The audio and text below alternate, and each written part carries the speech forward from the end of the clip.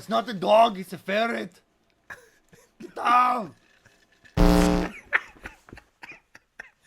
Hey, what's going on, guys? I am Nate. I can't hear. I'm talking through the nose. Just cut it. Just cut it. It was good. We've got you leaning also.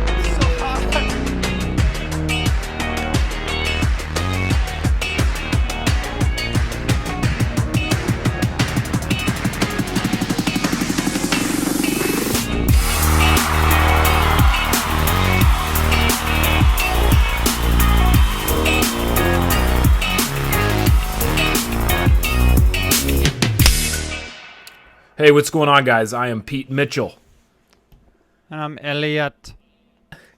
And you are listening to Nate and Ian's Listening Hour. Oh, yeah. Ian, happy election day. Happy belated Halloween. Yes. We got our act together. We did. We finally. I ordered this freaking mask a couple weeks ago, and it came in the day after we recorded the last episode last week. It's just a mask, so I have to hold it. I put 2 pairs of jeans in it to make it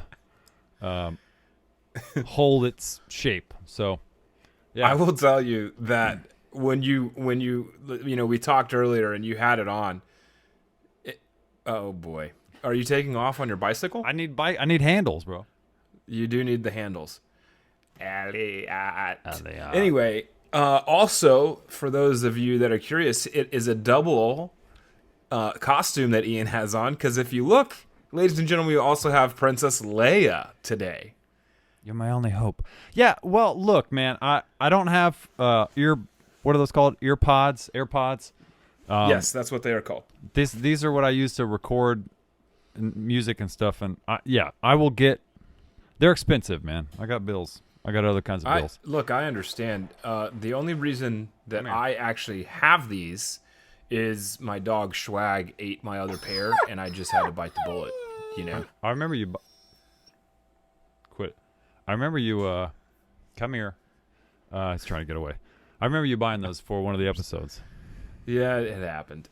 But hey, so the theme, if you didn't catch on, because obviously 2 equals a theme, we are 80s movie characters. Yeah. Yeah. Can I take this down now or no? I think you probably should. Okay. I don't know if I should leave on the sunglasses for the entirety of the episode. But we'll figure it out as we go. Hey, happy election day, Ian. Yeah, I know this episode will come out a couple days later this week, but today is Tuesday, November 3rd. I would say vote, but it's going to be too late. So hopefully you voted. It is going to be too late. Yeah. Hey, I can I tell you my voting experience today? Do it. So like you, I actually enjoy election day, right? Like I get casting a vote early. Whatever, going to the county, center or whatever and voting early. Yeah. Or, for some people they have to do absentee. Like I completely understand that. But I enjoy the entirety of election day. And then we're going to Washington, D.C. to take back the White House. Yeah! Right, and that includes kind of getting up, going to my voting center, casting my vote, and then, waiting until about 6:30 where the coverage starts. And, hopefully, I highly doubt we have, we'll see what happens, but I doubt we have an actual concession. Is that how you say it? Or someone concede the election tonight? Yeah. No, it's going to be at least a week, I think. So. Yeah. And here's what I hope. I have 2 thoughts on the election, right? Okay. Number 1, no matter what you think about either candidate, the amount of voter turnout this year is incredible.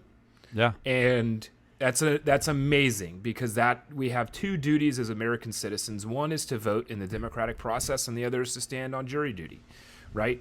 And so that is it's incumbent on us to do these things.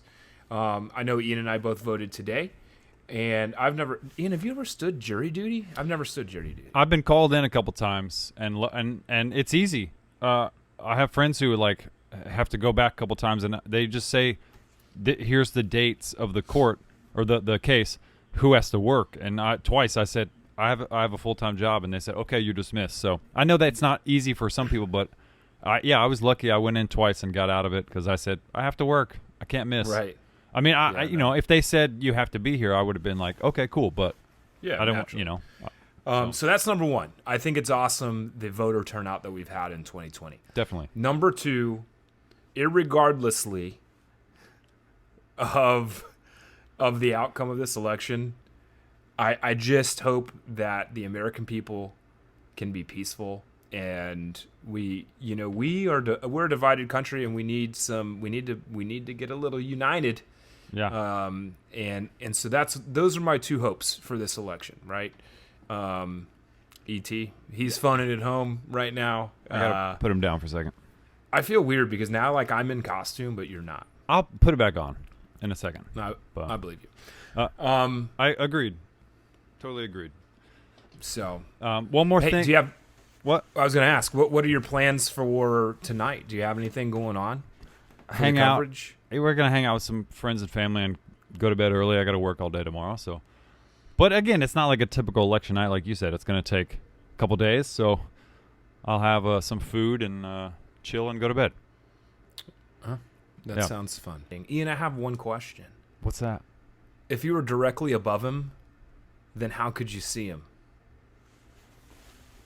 Because we were inverted.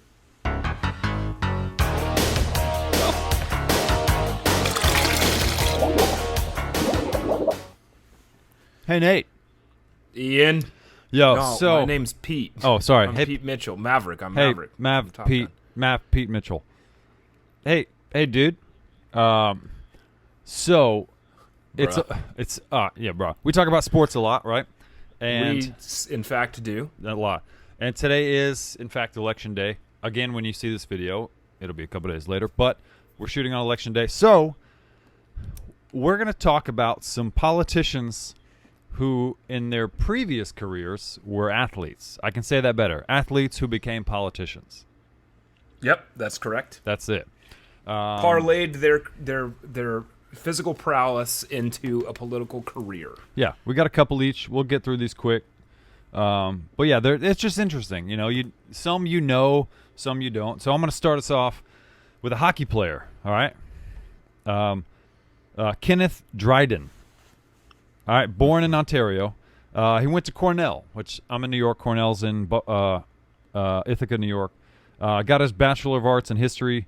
They won the National College Championship in hockey. Cornell did in 1967. Fun story. He was drafted by the Boston Bruins in '64. A few days later, he was traded to the Canadiens. He didn't find out that he was originally drafted by the Bruins until the mid '70s.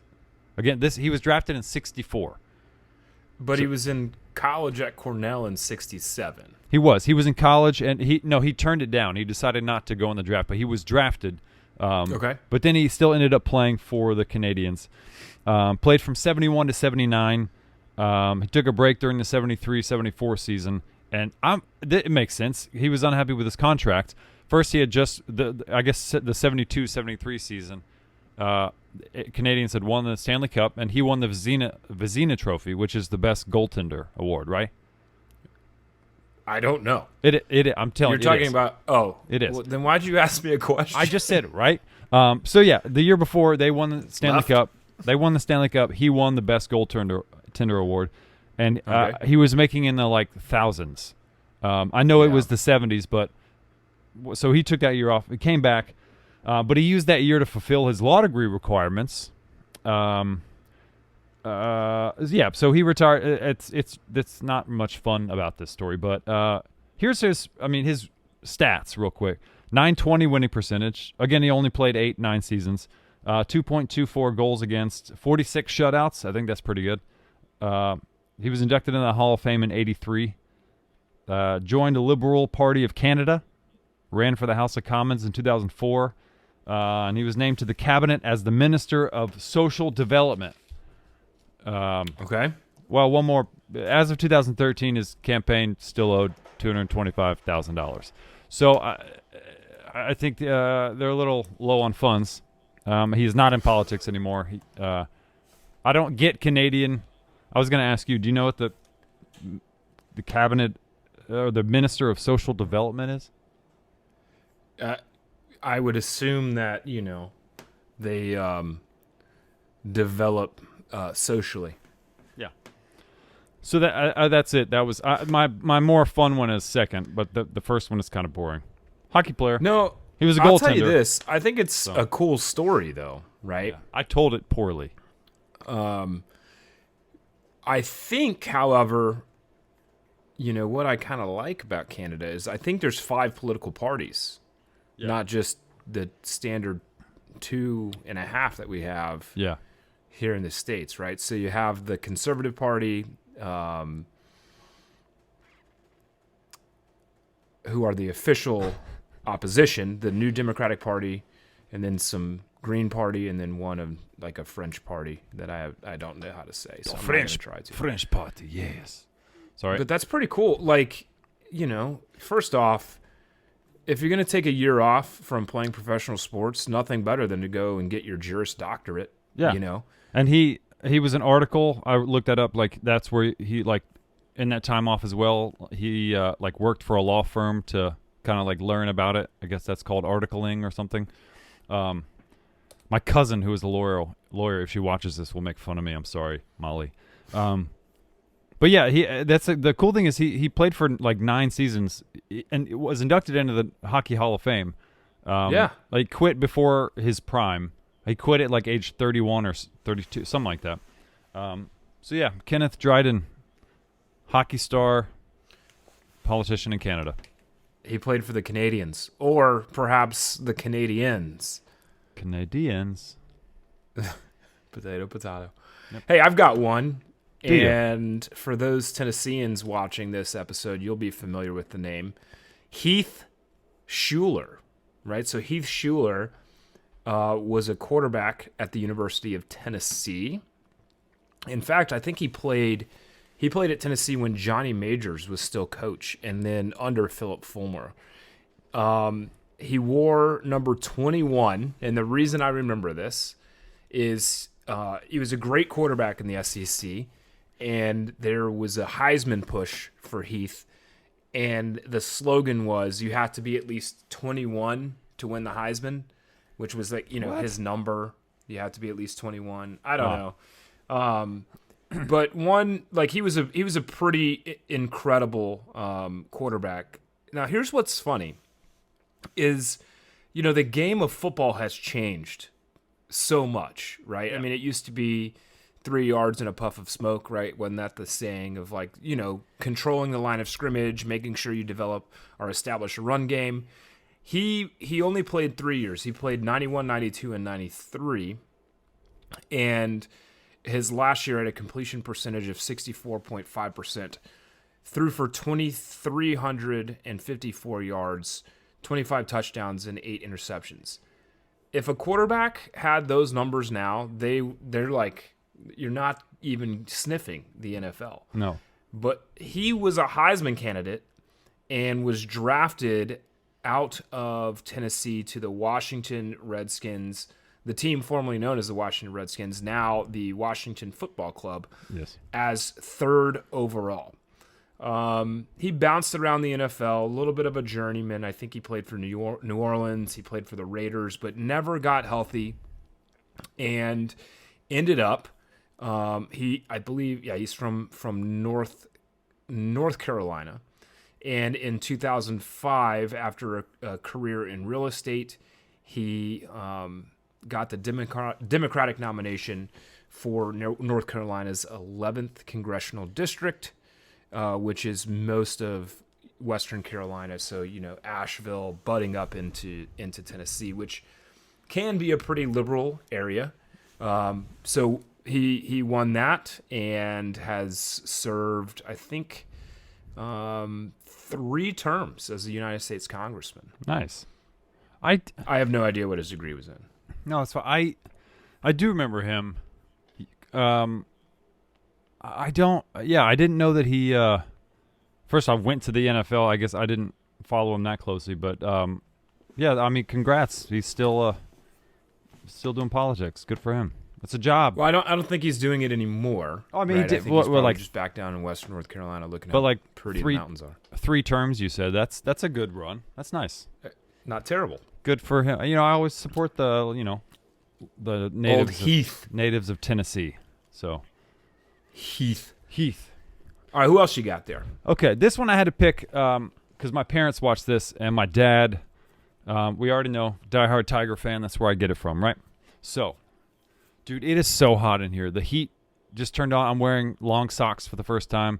This hoodie, which I usually don't wear during the episodes. I know it you was have, so cold yesterday, though. I know. It was so cold. sorry. So I picked Jim Bunning. I'll go through his political stuff first. So he's start at the beginning. He was a member of the Kentucky Senate from 1980 to 1984. U.S. House of Representatives, 87 to 99. And then he was a senator in Kentucky from 99 to 2011. So had a pretty good run. Unfortunately, he died in 2017. I remember hearing about that. But he was a baseball player. Drafted by the Tigers in 1950. He had 17 seasons. Played for the Tigers, Phillies, Dodgers, and Pirates. Won 224 games, lost 184. Decent. ERA 3.27. Strikeouts. Here it is. 2,855. Which at the time he retired, Wow. 28.55. Which when he retired was, I think, second all time. Yeah. He's 19th all time now, but still, that's crazy. He had no hitters in both the American and National League. Second pitcher besides Cy Young, we know who he is. Besides Cy Young, to win 100 games and collect 1,000 strikeouts in the American League and the National League. Wow. 9-time All-Star, 3-time strikeout leader through a perfect game. And he was inducted into the Hall of Fame in 96. Jim Bunning. 17-year career is amazing for a pitcher. Didn't get a lot of... I saw he only had 224 wins. He had one season where he won 20 games. I think he holds a record for like the most losses because his team lost by 1 run. So he was doing his job and the offense didn't do anything. So, but yeah. You know, it's incredible as we talk kind of these like, and then, well, that one's a little bit older, but like Heath Schuler played not too long ago. This guy played a little bit ago. Yeah. But it shows you just the evolution in sports, right? Like no one pitches complete games anymore. Everyone they either strike them out or, you know, they're giving up bombs. Like it's a game of all or nothing. And these power pitchers, I mean, even like Verlander and Scherzer and, you know, name your guy that can pitch 6 innings and has a, you know, velocity of Garrett high Cole. 90s, right? They're going to strike a lot of guys out. I kind of miss the finesse pitchers like the Greg Maddux, who just, you know, Greg threw like 89. That was like his fastball. Oh yeah. Yeah. No, I'll have to look it up. Maybe I'll put it on the screen. But I think one season he had like 14 complete games. It's like that doesn't happen anymore. No, you get lucky to get 1 a year. I know. Well, yeah. and I like that both of the guys that you mentioned have entered the Hall of Fame because that's going to come back later in this episode. And if you don't mind, I'm going to talk about my last guy as well. Now, I'm not sure you know, is weightlifting a sport? It is. I'm not like pausing because I'm gonna make fun of it. It is. I mean, there's the bodybuilder competitions all over the world. Strongest man competition. What was it like? The Olympia thing. Yeah, Mr. Olympia. Yeah. Right. So the guy I'm going to talk about here was he became the youngest Mr. Universe in history when he was in the year 1968, and then the youngest Mr. Olympia in 1970. Now, I'm with you that strongman could be considered a sport. I don't know if getting jacked and tan and cut is necessarily a sport, other than just maybe you have nothing better to do than eat rice and chicken and go to the gym for hours on end. And like a week before, I had a guy who was doing bodybuilding competitions in college who I knew, and like a week before, don't drink water because it dehydrates you and it kind of like makes your muscles look bigger. That's not safe. I'm sorry. No, it's not. Well, and what's not safe too, foreshadowing, steroids, which were being used pretty heavily. So if you haven't figured out who we are talking about, of course we were talking about Arnold. Get down. Go to the chopper. It's not the dog, it's a ferret. The old Mr. Schwarzenegger, right? And so if obviously he became the governor of the state of California as a Republican. California. Ian, did you know that? I did, yeah. I mean, he was a big. I remember when I was growing up. I mean, he was like friends with all those Republicans, and I mean, his wife, didn't he marry into the Kennedy family? I don't know his. I don't know. In my research, I do know that he spoke at like the Republican National Convention in the 80s. He, at the time, and it's not, much different now. Like in Hollywood, it was like very, it was very popular to kind of be liberal, where he was not. Yeah. And so I guess when, he became the governor of California in, let's see, he announced it in 2003 on The Tonight Show with Jay Leno. Yeah. That's how he announced that he wanted to be governor. And so anyway, 2003 October, he won the election. I think he was governor for quite some time. But pretty interesting that he was elected governor of California 2 times. It's incredible. Arnold. From steroid Mr. Olympia Terminator to Terminator to Kindergarten Cop to an acting career that was honestly pretty incredible to to being the governor of the great state of California. Now, why I find this interesting, Ian, is we talked a little bit about steroid use. Now, we've wanted to do this segment for a while now, and we haven't figured out how to put it in. Can we do this, Ian? Can we talk about steroid use in baseball? And then 2, should these players be allowed in the Hall of Fame? Let's do it.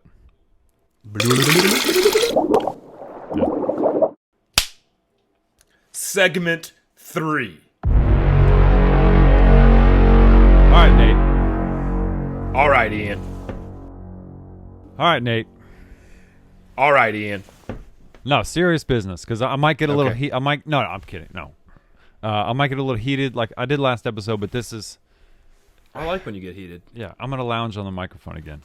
Okay. We're gonna talk about it, but I'll ask the question. We've asked it. I asked it at the end of an episode a couple months ago, maybe, but here it is. And it's a vague question. It's about a lot of people, but one main question: should Barry Bonds be in the Hall of Fame? Absolutely not. Okay. That's it. Yeah, that's it. End of segment. Cool. No, I Can I give you a visual explanation as to why? Please. I want you to look at the photo in the center of the screen and tell me that Barry Bonds did not take steroids. Oh no, he did. Now, he says he didn't. He's No. never come out and said he did. No, it's the same as, and maybe we can put another picture up, but like Mark McGwire. I looked at these today. You look at both of their rookie cards from, I think, McGwire's was 86, 87, something like that. 80s, yeah. And, he's still a strong guy, but 10 years later, mid to late 90s, it veins and it's ridiculous. Same with Bonds.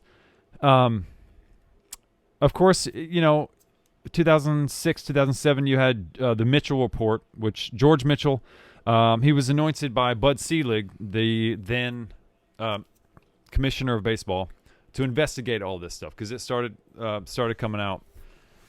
And there's so many names on this. There's over 30 names. I wrote down a couple, just like they're A-listers. They're Bonds, Canseco, Roger Clemens, Jason Giambi, who I just made fun of his golden thong, A-Rod, McGuire, David Ortiz was implemented a little bit, and David Justice, who was 100% using. He admitted to it from the Braves and Indians teams and all that. But it just blows my mind. And I'm going to talk about Trevor Bauer for a second. I've talked about him a lot. Look, I love his channel. Go check it out, Momentum. He owns this company. I watched his Inside the COVID Season blog that he did. A lot of fun.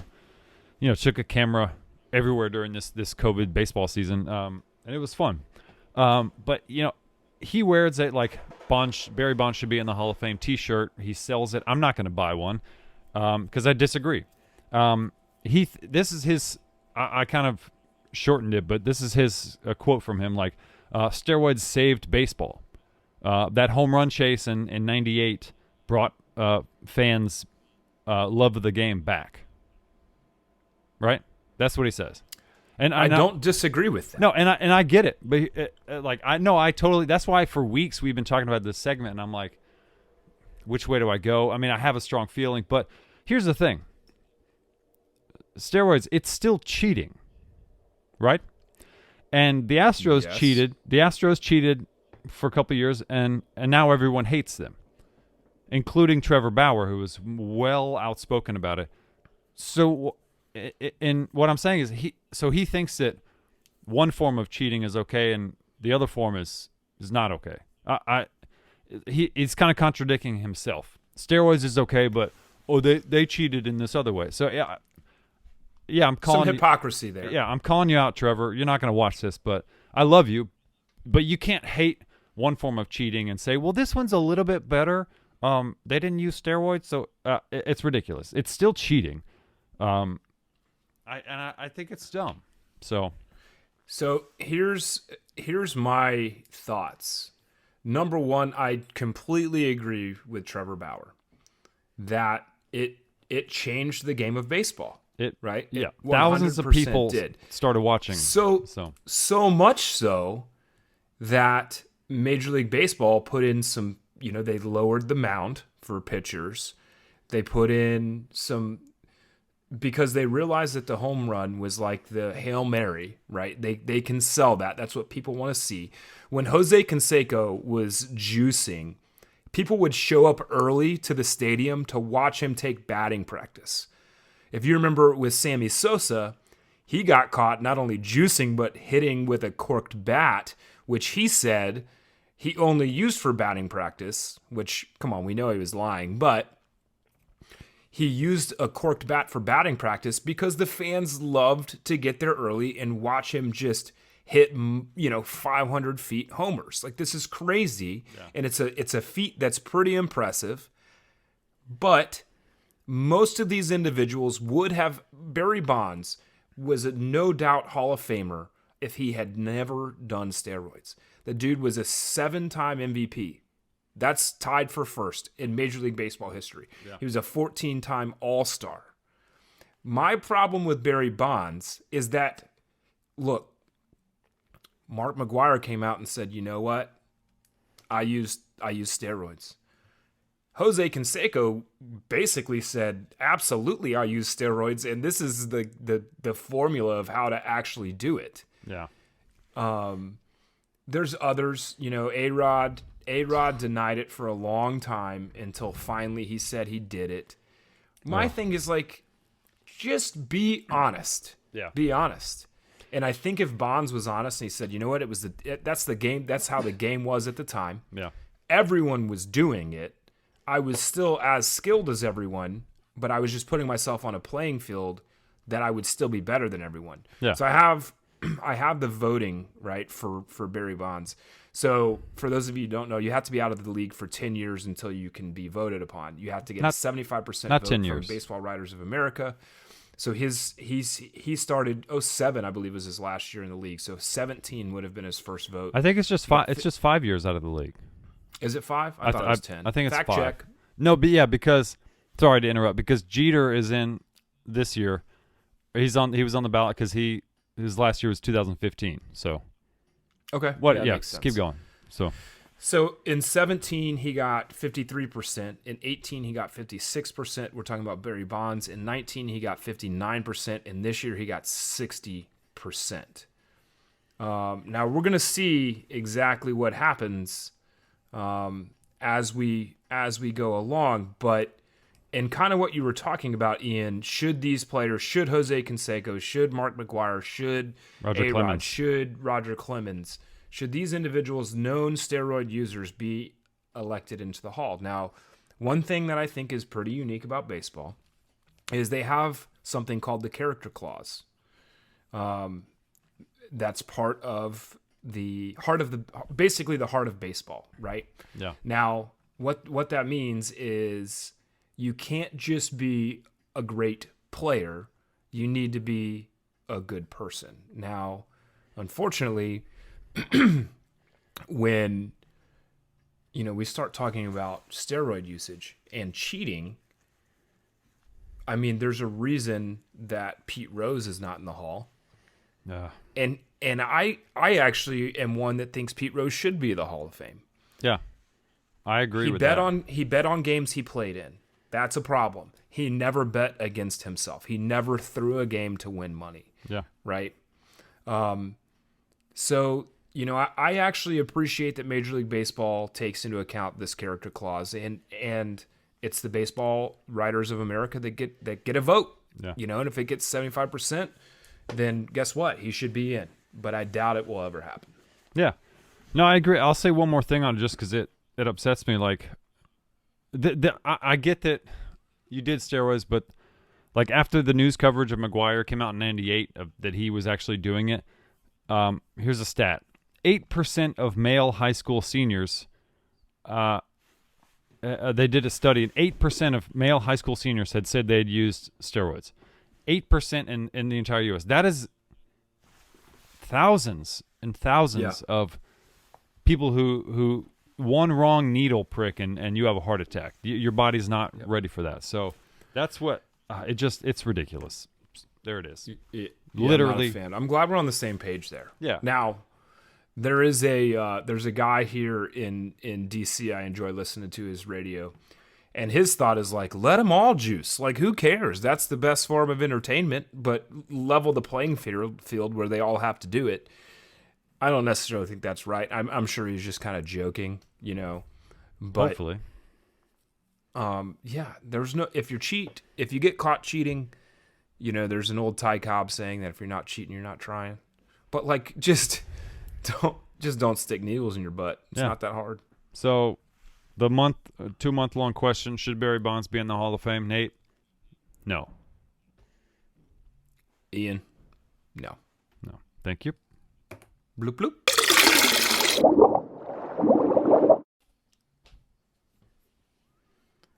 Elliot. I still love that you somewhat resemble Princess Leia. Shut it. I didn't realize it. I was like, oh, the hoodie, and I'll get the mask. Oh, yeah, I got to wear these big headphones underneath. Yeah. Hey, E.T. Hey, as always, guys, thank you so much for watching. We need you to please do us a favor. Go ahead and subscribe to the channel. Yeah. Hey, and Compose a comment if you feel so, and hit that notification bell. Hey. 3 things. It's your homework for the week. It's easy. And hey, don't forget, if you're walking to work nowadays, every episode, or they're all on Spotify or Apple Podcasts, Apple Music. So check them out. The audio, if you want to listen to us, everything's online. Check it out, or go to our Facebook page or whatever. All the links are there. They'll be on here too. So, hey, happy belated Halloween, everyone. yes. And enjoy the rest of your election day. I am Nate. And I'm Ian. You're listening to Nate and Ian's Listening hour. Bye.